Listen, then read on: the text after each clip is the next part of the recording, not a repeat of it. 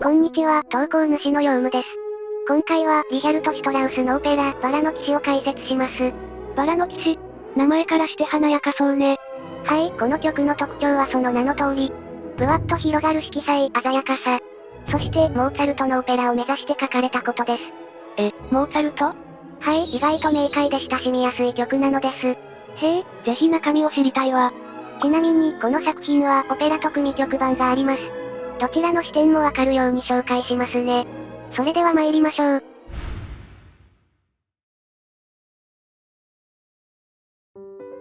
はじめに、リヒャルトの人物像を紹介しましょう。リヒャルトは19世紀末から20世紀に活躍しました。すごく最近なのね。ロマン派の終わり、たくさんの思想が行き交った時代でした。性格はとてもリアリストである意味冷めた人。自分のことをとても客観的に見ており、自作の音楽を指揮する時も決して飲まれず、ポケットに片手を突っ込んで指揮していたそうです。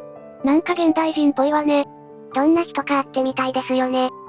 そんな彼の作風は、とても鮮やかで思い切りの良い音楽です。また、官能的なハーモニーも特徴ですね。人柄からは全然想像つかない。広い音程を駆け上がり、スピードの速さで音空間を制圧する。これが彼のオペラや交響詩によくマッチしています。すごいわね。どうしてこんな作風なの？古典派と新時代の良いところをうまく取り入れたからです。彼は古典派の基礎を父親から教わりました。父親フランツは腕の立つホルン奏者で、絶対音楽の古典派を愛したのです。古典派以外にはアンチとも言える徹底ぶりだったとか。それは強く影響されそうね。一方、世間では、ワーグナーやリストの音楽が熱狂的な支持を集めていました。彼らは新ドイツ学派と呼ばれ、文学作品などをもとに、表題音楽を切り開きました。彼らの表現はとても豊かで、大衆人気も抜群でした。古典派の軽快さ、朗らかさと、新ドイツ学派の豊かさ、大衆人気。リヒャルトはそれぞれの良いところを取り入れ、古きと新しきを結ぶ鎖、と自分を評したのです。これが鮮やかさの一つの由来なのね。それでは、バラの騎士の背景をお話ししましょう。確か、モーツァルトに寄せたオペラって言ってたわね。その通りです。彼はこの数年前に、サロメ、エレクトラ、という別のオペラで大成功を収めました。しかしこの2つのオペラは悲劇を元にしており、前衛的でグロテスクな描写さえありました。おお、すごそうだけど気分が沈みそう。そしてリヒャルトはこのように予想しました。重たい曲ばかりのこの時期。観客は陽気で明快な曲を次に求めるだろう。そして目をつけたのが、モーツァルトのフィガロの結婚でした。おお、有名曲。この頃、モーツァルトは評価が低かったのですが、リヒャルトはそんな中、彼のオペラを次々に成功させました。そして彼の陽気で明快な音楽を取り入れたのです。こうして作られたバラの騎士は、リヒャルトらしい鮮やかさ、官能がありつつ、一種の陽気さも感じられる素敵なオペラなのです。実際のあらすじもフィガロの結婚と似た喜劇です。だから親しみやすい曲って言ってたのね。ではいよいよ中身に入りましょう。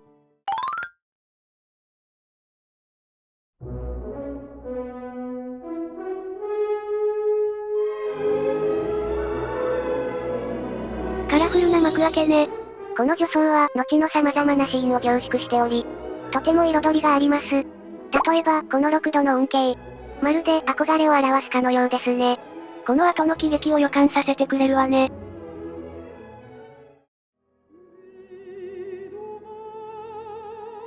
女装が終わると幕が開き、そこでは、陸軍元帥の夫人、通称元帥夫人と、17歳の愛人オクタビアンが、昨夜の愛の余韻に浸っていました。初めからヤバすぎ。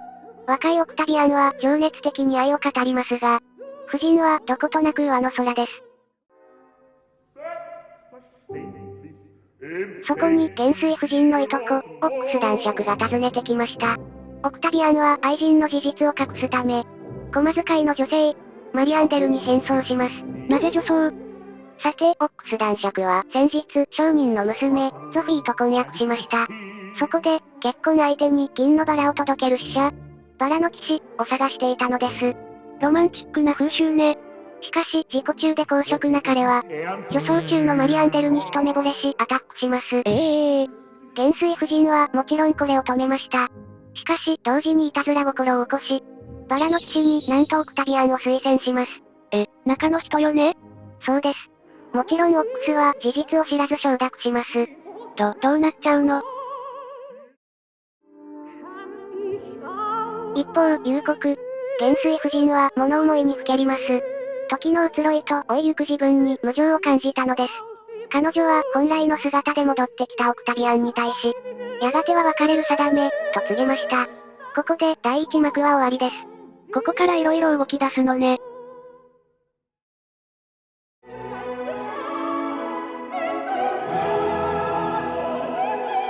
第2幕、場面は移り、オックスの婚約相手、ゾフィーの住む屋敷です。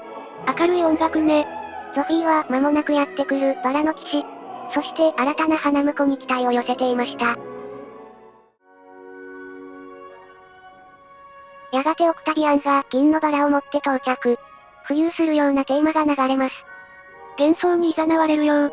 ハーモニーと全く関係のない音域で奏でられる三和音。素敵な発想力ですよね。金のバラの儀式が終わると、二人は話し始めます。そして、オクタビアンは熱焦がれる感情を抱きます。彼はゾフィーに恋してしまったのです。なんと。そこに、花婿オックス男爵が到着。いつものように自己中で高慢に歌い始めます。ゾフィーは彼の無礼さに怒ってしまいます。期待外れもいいとこよね。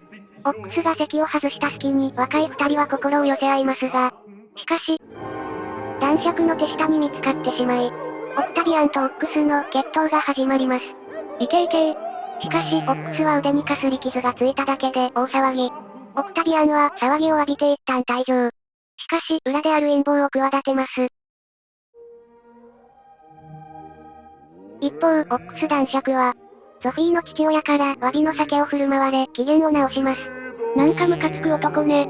そんな男爵のもとに一通の手紙が届きます。それは陰謀を企てたオクタビアンこと、マリアンデルからの愛引きの手紙だったのです。男爵はすっかり上機嫌になりお得意のワルツを歌います。調子が良いな。いよいよ最終幕です。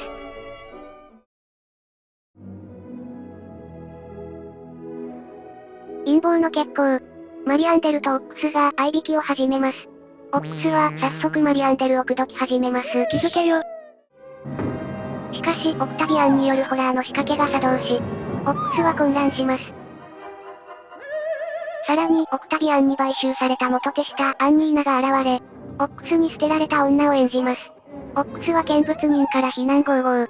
慌てたオックスは警部を呼び寄せ、マリアンデルこそが婚約者だと嘘をつきますが、逆に自分の身分すら証明できず、窮地に陥ります。自業自得ね。畳みかけるようにゾフィーと父親がやってきます。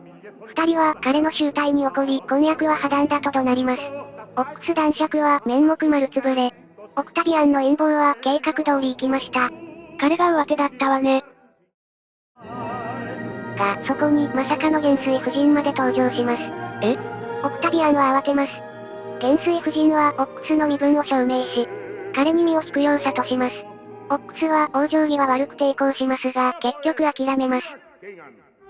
そして最後に感情をたっぷり請求されて、ドタバタしながら退場します。ヒール役っぽい退場ぶりね。ちなみに組曲だとこのシーンはフィナーレで使われます。さて、この騒動の最中、ゾフィーはオクタビアンと元帥夫人の関係を察してしまいます。ついに知ってしまったのね。しかし、元帥夫人はこれをなだめます。老いた自分は身を引き、若い二人の愛を後押しします。切ない。それぞれの思いで三重唱が歌われます。このオペラのクライマックスです。元帥夫人と父親に祝福される二人。互いの愛を歌い、閉幕となります。